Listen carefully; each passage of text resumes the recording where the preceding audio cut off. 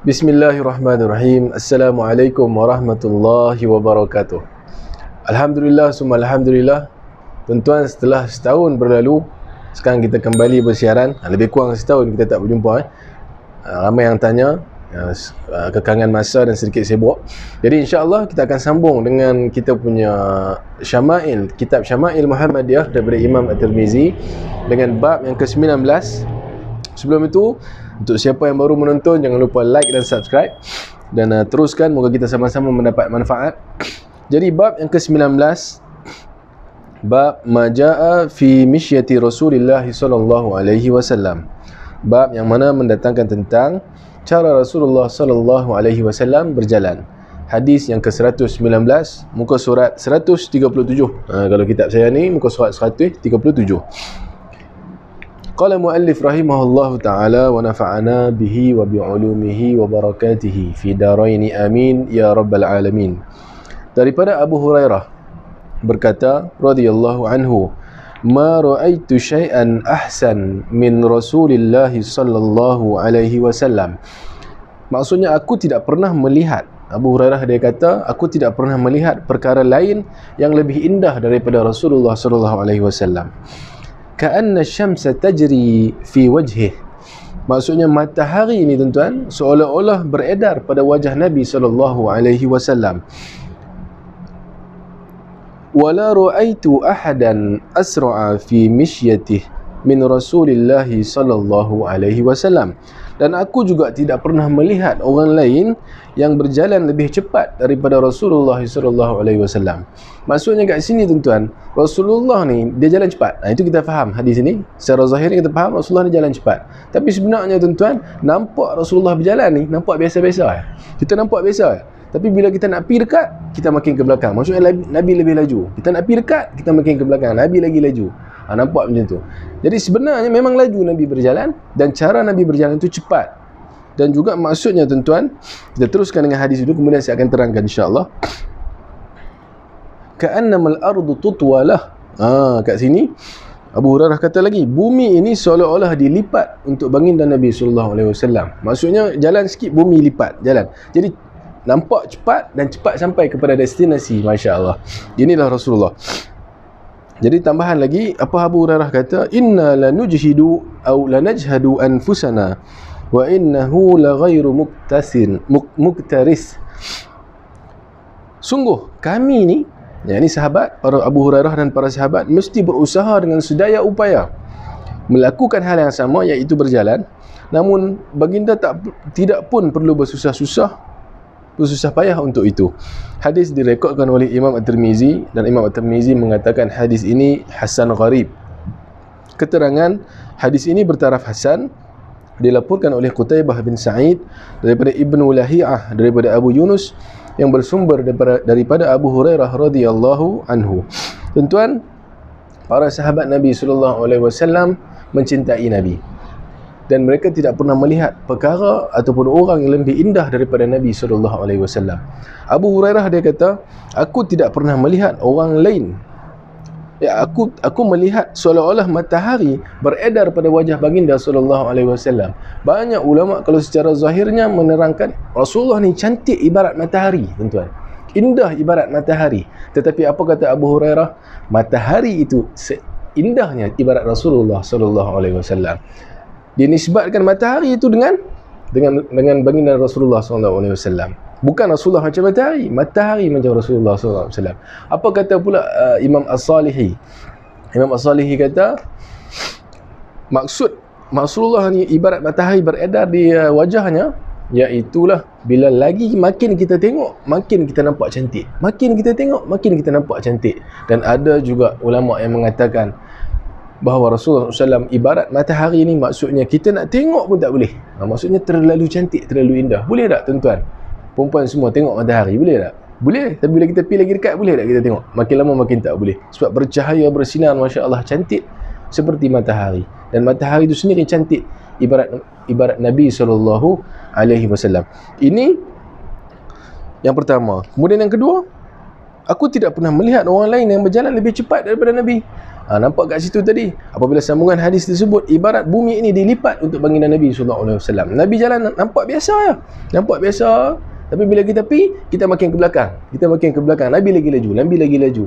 Bukan kata Nabi jalan kelang kabut. Tidak tuan-tuan. Ini juga menunjukkan bahawa Nabi ini jalan dengan sangat bertujuan, orang kata. Dia nampak purpose dia, dia nampak tujuan dia, dia pergi kepada tujuan dia itu dengan, orang kata, dengan strength, dengan kekuatan, dengan tegak dan dengan cepat pergi, tidak melengah-lengahkan masa. Bukan macam kita hari ni, ada sebahagian orang yang jalan seret-seret kaki, lenggang sana sini. Tak, tuan-tuan. Rasulullah bila dia nak mula berjalan ni perkara apa? Perkara yang harus. Bila kita perlu berjalan, kita kena berjalan. Jadi bila kita berjalan dengan bertujuan. Bukannya lenggang sana, tengok sana sini, usya sana sini, tidak bertujuan. Jadi perkara yang harus. Tapi kalau kita ikut, kita belajar seperti kekasih Allah baginda Nabi SAW, dapatlah kita pahala. Hadis yang kedua, hadis 120. Qala muallif rahimahullahu taala wa nafa'ana bihi wa bi'ulumihi wa barakatihi fid dharain amin. Daripada Ibrahim bin Muhammad, satu orang yang berketurunan daripada Sayyidina Ali bin Abi Talib karamallahu wajhah, berkata, Ali bin Abi Talib pernah bercerita mengenai sifat Rasulullah sallallahu alaihi wasallam. Kana idza masya taqalla ka'annama yanhattu min sababin. Mafhum hadis ini, apabila Rasulullah sallallahu alaihi wasallam berjalan, baginda akan mengangkat dan melangkah kakinya dengan kuat, seolah-olah sedang turun di lereng yang curam. Daripada Ibrahim bin Muhammad, dia berkata, Sayyidina Ali pernah bercerita tentang sifat jalan Nabi SAW. Maksudnya bila Nabi jalan, Nabi akan angkat kaki dia. Dan bila Nabi nak letak tu, Nabi akan letak dengan penuh kesungguhan, Nabi akan letak dengan penuh kekuatan. Maksudnya kekuatan tuan-tuan menunjukkan kepribadian Nabi SAW yang tidak melengahkan masa, yang serius, yang bertujuan apabila dia nak buat sesuatu perkara. Dan apabila Nabi berkata, bila aku angkat kaki aku semasa aku berjalan, sebelum aku nak letak balik, aku belum pasti bahawa aku akan meletakkan kaki aku apabila aku mengangkatnya. Maksudnya apa tuan-tuan? Bila kita angkat kaki ni, kita kena ingat, kita ni bukanlah boleh berjalan selalu, kita ni bukanlah sihat selalu. Kita kena ingat bahawa dunia ini pun bukanlah tempat untuk kita hidup selama-lamanya, masih ada akhirat yang menanti. Jadi janganlah berjalan atas muka bumi ini dengan sombong. Itu maksud dia. Tapi kita bila aku angkat kaki aku, belum tentu, aku belum pasti lagi aku akan meletakkan kaki aku ni. Maksudnya jangan berjalan dengan sombong atas dunia ni. Nabi walaupun dia berjalan dengan tegak, dia berjalan dengan laju, ibarat menuruni lereng, tapi tidak satu orang pun yang pernah nampak Nabi berjalan dengan sombong. Salah satu sebab yang kenapa tuan-tuan, sebab walaupun Nabi jalan dengan tegak, Nabi jalan dengan kuat, Nabi jalan dengan satu orang menunjukkan keperkasaan seorang lelaki, tetapi mata Nabi ibarat mencari barang yang hilang. Mata Nabi tak pernah tengok sana sini, tidak pernah menunjukkan kesombongan Nabi SAW. Dan Nabi lah orang yang paling tidak sombong di dalam dunia ini, tuan-tuan. Keterangan hadis ini direkodkan oleh At-Tirmizi, dilaporkan oleh Ali bin Hujur dan pelapor lainnya daripada Isa bin Yunus, daripada Umar bin Abdullah budak Ghufrah, bersumber daripada Ibrahim bin Muhammad bin Ali bin Abi Talib.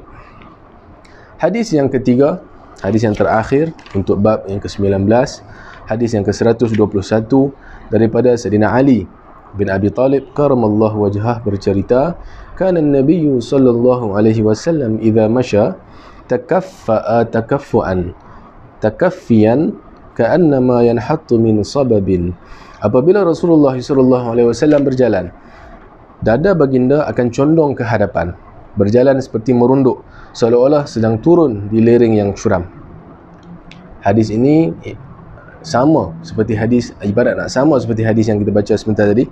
Dan hadis ini direkodkan oleh At-Tirmizi, dilaporkan oleh Sufyan bin Waqi' daripada bapanya, daripada Al-Mas'udi, daripada Utsman bin Muslim bin Hurmuz, daripada Nafi' bin Jubair bin Mut'im, daripada Ali bin Abi Talib. Tuan-tuan, bila kita dengar Sayyidina Ali bin Abi Talib, tuan-tuan, kita sinonim dengan apa orang kata? Syiah. Syiah waktu bila, tuan-tuan? Sayyidina Ali ni bila? Janganlah kita dengar Sayyidina Ali ni kita kata Syiah, tak. Sayyidina Ali Ahlul Bait, merupakan menantu Nabi SAW, berkahwin dengan Sayyidatuna Fatimah, kan? Satu orang yang sangat dekat dengan Nabi SAW, sahabat yang besar yang dijanjikan syurga, Kan, tuan-tuan, jadi bila kita dengar nama Sayyidina Ali ni, kita kena sinonim dengan sahabat yang sangat sayang kepada Nabi SAW, merupakan menantu Nabi, darjat dia merupakan menantu Nabi, merupakan sepupu Nabi. Masya Allah, satu orang yang sangat hebat. Bila kita sebut Syiah, kita sebut Sayyidina Ali. Sayyidina Ali Syiah tak boleh, tuan-tuan, salah. Jangan kita terlalu sinonimkan perkara tersebut, kerana apabila kita ni mencintai Nabi, kita kena mencintai sahabat Nabi.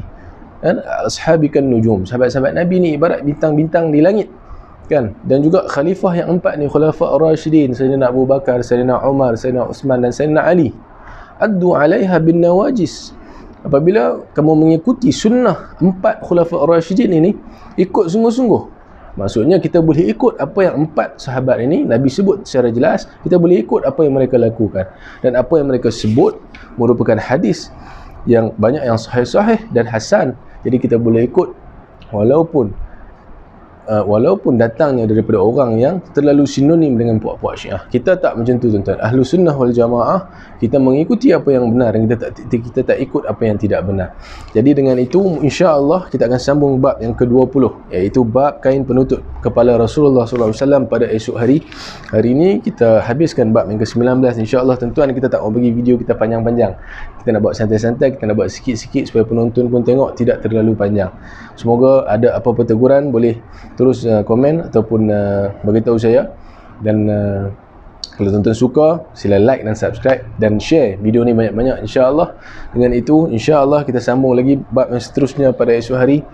Teruskan menonton, moga kita sama-sama memperolehi manfaat daripada Allah dan mendapat kasih dan redha daripada Allah Subhanahu wa taala. Assalamualaikum warahmatullahi wabarakatuh.